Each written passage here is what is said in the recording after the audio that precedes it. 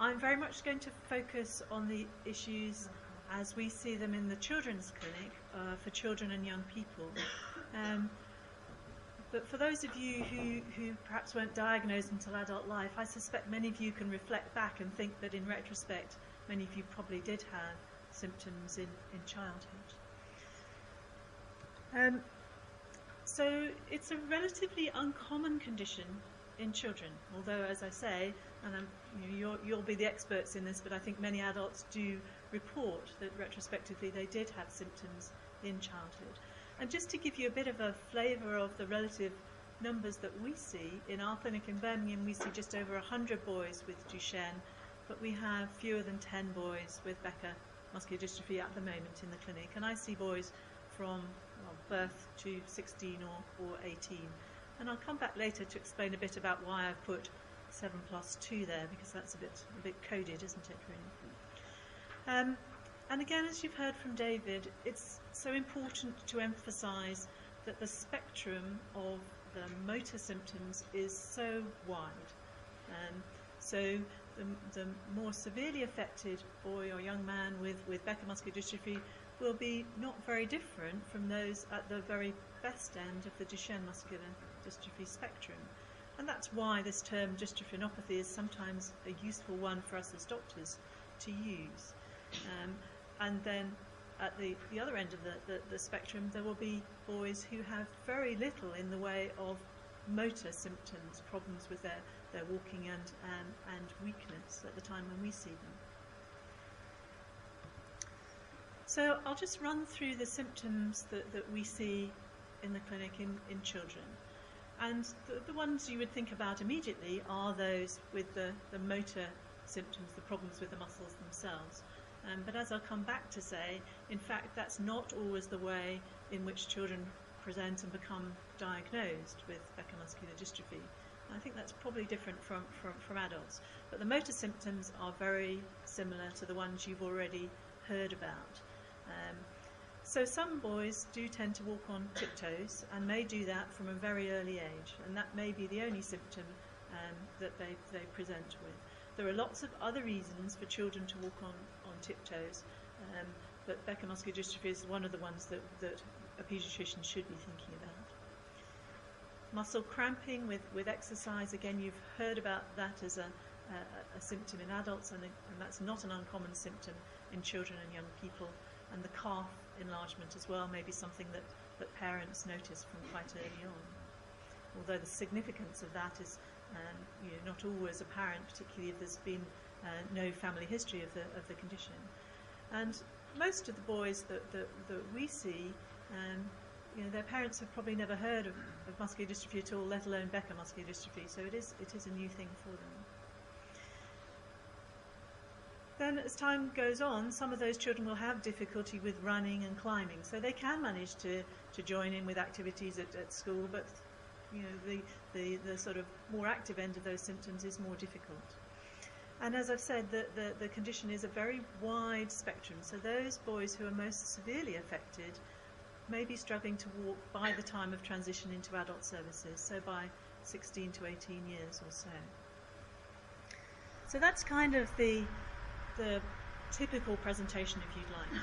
That's how you think that, or how doctors will think that they will make a diagnosis of Becker muscular dystrophy, that it'll be a child who's having difficulties with walking. But as I've said, there are other ways and other symptoms with which children may turn up to see a paediatrician. And one of the biggest group, actually, for us are those children who are actually what might be described as pre-symptomatic. So actually, they don't actually necessarily have any problems of weakness or difficulty with walking at the time when they're first seen. Some of those may, of course, be because there's a family history, so people are aware that there are other affected people in the family with Becker muscular dystrophy and may wish to know if their child is similarly affected. Now, there are some difficulties or potential ethical issues there about whether it's correct or appropriate to do genetic tests on young children who don't have symptoms. And in most genetic conditions, we would not look to test for a genetic disorder in a child until that child was old enough to make that decision for themselves, that they wanted to have that test and to understand the implications of having that test. The exception to that would be is if it's important to know from a medical point of view whether somebody's affected by a condition. And so you could argue that for Becker muscular dystrophy it may be important to know because of some of the other issues I'm going to come on to, such as, for instance, the problems potentially with general anaesthetic drugs. So it needs very careful consideration before you go into pre-symptomatic genetic testing of a child. One option may be to say, well, we don't know whether this boy is affected, we should wait and see if he develops any symptoms, or we should wait and see what that young person themselves want to do as they get older. But perhaps in the meantime, do we manage him as if he does have Becker muscular dystrophy? In that case, you might as well say, well, actually, probably we should test that boy anyway. But it's a discussion that, as parents of young affected boys or potentially affected boys, it needs to be balanced fairly carefully, really. The problem with general anaesthetics is that, as many of you, or all of you, I'm sure, are aware, is that if you have Becker muscular dystrophy, you can have a reaction to some general anaesthetic drugs which can lead to the breakdown of muscle protein and produces this dark coloured urine, as you sometimes get with excessive exercise, and that can cause damage to the kidneys because the muscle protein clogs up the kidneys when that protein is present. Now that can be entirely avoided as long as certain general anaesthetic agents are not used.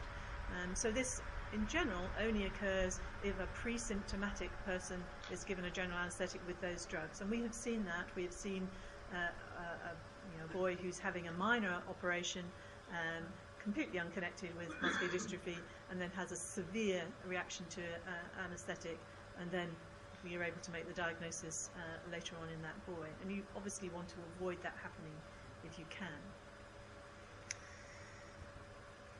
The other way in which young boys may present to paediatricians is for those, that relatively small group of boys with Becker muscular dystrophy who have involvement of the brain producing learning difficulties. And as you've heard from David, that can be a feature in a minority, but some people with Becker muscular dystrophy. And very occasionally those learning difficulties can be quite severe and can be associated with autistic features. So for those boys who often do not have much in the way of muscle weakness at that point, they will be seen and assessed by paediatricians because of their learning problems and their educational difficulties. And that's the more dominant problem in their early childhood years. Sometimes in those boys, probably because they don't have any muscle weakness or apparent symptoms, the diagnosis of Becker muscular dystrophy is not made for quite a few years after the learning and behaviour problems have become apparent, because everybody becomes very focused on that. I think that paediatricians now, and particularly community paediatricians and paediatricians in child development centres who are seeing children with severe learning difficulties, are much more aware of this as a potential diagnosis in boys who have severe learning problems. So I hope that this is less likely to happen. But if this is a boy whose muscle weakness is going to be at the very best end of the Becker spectrum, and maybe they won't have weakness until their 20s, 30s, 40s, they may still have the features of these non-progressive learning difficulties, which means they're seen by paediatricians in early childhood. So how is the diagnosis confirmed in children? Because sometimes it's not straightforward, particularly if children have turned up without the typical muscle symptoms. The tests are the same as David has described to you for adults, and it's particularly important that we put that whole picture together. You need all of the things really to be sure of the diagnosis of Becker muscular dystrophy in childhood, and that includes the clinical picture. So I'm sure all of you, when you were being tested for muscular dystrophy, the first test you probably had was this CK test, and this is a screening test. So this is a chemical that's present within the muscle cell, and if there is damage to the muscle, it leaks out into the bloodstream so that the level in the blood is much higher than it normally is.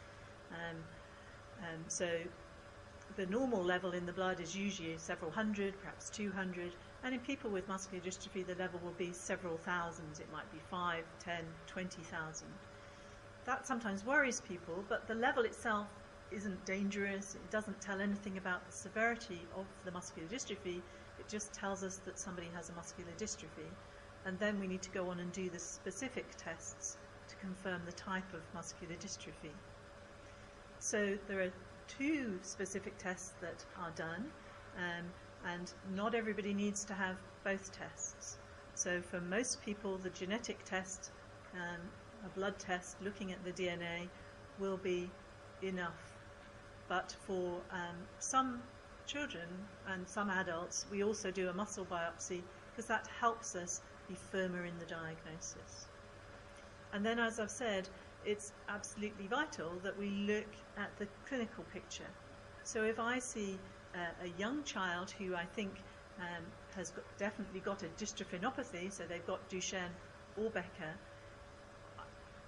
even depending on the results, I need to look closely at how their clinical picture is. Is their weakness what I would expect for a child of this age with Duchenne muscular dystrophy or Becker muscular dystrophy? And ultimately, it's that clinical picture which determines the label we may put on some child.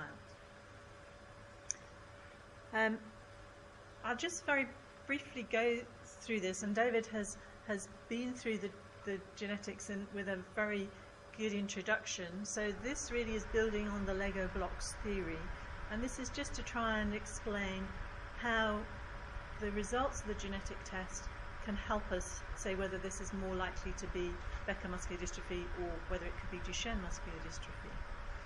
So David's talked about the gene as a code for proteins, and within each gene there are letters that code the individual building blocks of each protein. Each protein is made up of a series of amino acids, and when they're all strung together in a particular sequence, that gives you a particular protein. And within the gene you have 3 letters, and each group of 3 letters codes for that amino acid. And when the cell makes the protein, it has to be able to read that code to make the right sequence of amino acids to make the right protein. So you know already that the gene for Duchenne muscular dystrophy and the gene for Becker muscular dystrophy, it's the same gene. So why is it that for some people, some very young boys who have the most severe type of Duchenne muscular dystrophy, it's the same gene that in which a misprint can produce an adult man in his 60s with mild weakness? So this is an analogy to try and explain that. So here's a code that I've just put here. So it's a 3-letter code. The man and the dog ran for the bus. We can all read that. What we've done here in the next line is just remove those 4 letters, H-E-M-A. So we've not taken a lot out, but it's not a multiple of 3. And so when we try and read this code now, 3 letters at a time, it doesn't make any sense compared with the original code. And that's what happens in Duchenne muscular dystrophy. The way the misprint in the gene works means it disrupts your ability to, or the body's ability to read the code, and so you get none of the protein, none of the dystrophin produced. Now, on the following line, we've taken out and the dog, so it's similar size, sort of bit missing, but it's a multiple of 3. So now we can still read this sentence. It's shorter, but it still kind of makes sense. And that's what happens in Becker muscular dystrophy, that you get a disruption of the gene, a misprint in the gene, but the gene can still partially function and produce a shorter or a smaller amount of the dystrophin protein. And so when we get genetic reports about analysis of the dystrophin gene, the laboratory are able to tell us whether the mutation is what's called an outframe, so it means you can't read the code at all, and that's much more likely to be Duchenne muscular dystrophy, or an inframe mutation, which may still lead to the production of some of the protein. And this is what muscle biopsies look like. And so we look at two things on a muscle biopsy. One is how the muscle fibers look under the microscope. And so on the left here, that's normal muscle at the top, and you'll be looking at the muscle fibers sort of end on. You have to kind of imagine it's like sort of bundle of sticks all tied together and cut into slices. And you can see that the muscle fibers here all look very sort of even, and they're all nicely tightly packed in together. And underneath is a muscle, somebody with muscular dystrophy, where some of the muscle fibers have been destroyed and replaced with fibrous tissue, sort of gristly stuff in between the muscle fibers. And then the laboratory will look at the dystrophin in the biopsy. So, and they apply various chemicals that will stain for the dystrophin, which is around the edge of the muscle fiber. So it's like doing a drawing, really. And at the top here, there is a normal muscle biopsy, and you can see these thick brown lines outlining each muscle fiber. And in Becker muscular dystrophy, there is a reduced amount, or it may be patchy in some fibers and not in others. And in Duchenne muscular dystrophy, it's not present at all. So when we're making the diagnosis, we put together all the information from the muscle biopsy if one has happened, together with the specific genetic information, together with the clinical picture. Even when we do that, in very young children, it's sometimes not easy to make a firm diagnosis. And that's why when I said we see 7 or 9 boys with Becker muscular dystrophy, that's because it's not very easy to be sure in those very young children as yet whether they are going to be within the Becker muscular dystrophy spectrum or at the better end of the Duchenne spectrum.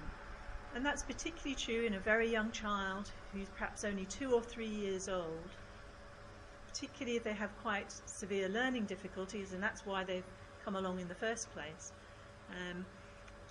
to know for sure how things are going to go. So sometimes paediatricians looking after children with muscular disorders have to have an open mind or keep things under review in those first few years after we've done the tests. So what about the medical follow-up for children with and young people with Becker muscular dystrophy? Well, for those pre-symptomatic children, it's important they have a cardiac review. Again, as David has said, we would start those in young children, and they have echocardiograms on a regular basis about every 3 years or so. Advice about managing general anaesthetics and exercise, and you're going to hear from Jane, I think, about exercise more. Genetic referral for the parents, and very importantly for the young people themselves once they reach 16, and information and support from care advisors and others. But particularly for those pre-symptomatic children and young people, I think it's also very important not to over-medicalise things. You don't need to be coming to the clinic every 6 months to see me. We need to make sure these things are in place, and then just try and keep contact from time to time. For those children who do have motor symptoms, they need to have all of those things, but in addition we would be doing an annual detailed neuromuscular assessment to look at muscle strength with our neuromuscular physiotherapists, and particularly importantly liaising with the local services. Children with neuromuscular conditions tend to be seen in regional clinics, but most of their day-to-day care and the effect on their day-to-day lives with school and physiotherapy and so on is in their local area. So, it's very important that children with Becker muscular dystrophy are in touch with those local services.